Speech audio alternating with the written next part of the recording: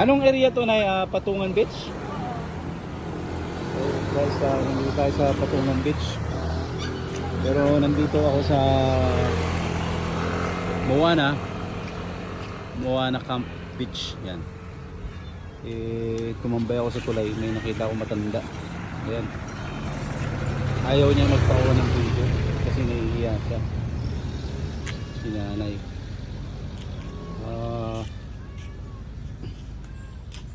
Si nanay ay from Davao. Saan sa Davao nga, nay? Mako. Ha? Mako. Cotabato? Mako. Mako, yan. Si nanay ay from Davao. 5 years na siya rito, nakatira sa ano, sa ilalim ng tulay. So tagal na. Nag-iisa lang siya rito. Ayaw niya magpakita ng mukha sa camera kasi nga magagalit daw yung mga anak niya. Why? Sasabihin mo rin. Oh. Ha? Sinasabi mo rin. Hindi, yun nga. Sinasabi ko nga para ano, hindi naman kita kinukuha ng picture eh.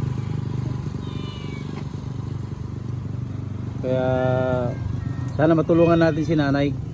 Uwing-uwi na rin naman siya. Nahihiya lang siya sa camera.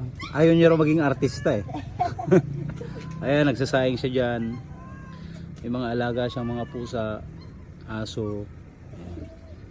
Ang alaga niyang pusa, 5. Ayan, pinapakain niya rin.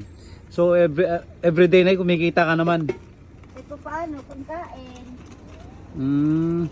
Pangkain din. Pero pag lumis at kakano, wala namang kita, walang tao. Oo. So nandito si nanay sa ano, Patungan Beach Bridge. Ayan. Dito siya nakatira. So sa tagal ng panahon, 5 years na.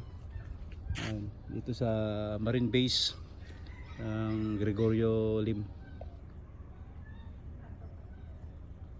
Ayan. Sana matulungan natin siya kasi uwi na rin naman siya.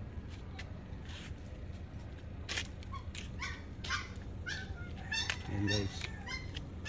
Mga masarap niluluto mo, nay? Laan ko na. Gatas yun. Wala yung tubig ko. Tingnan ko kaya. Ayan si nanay.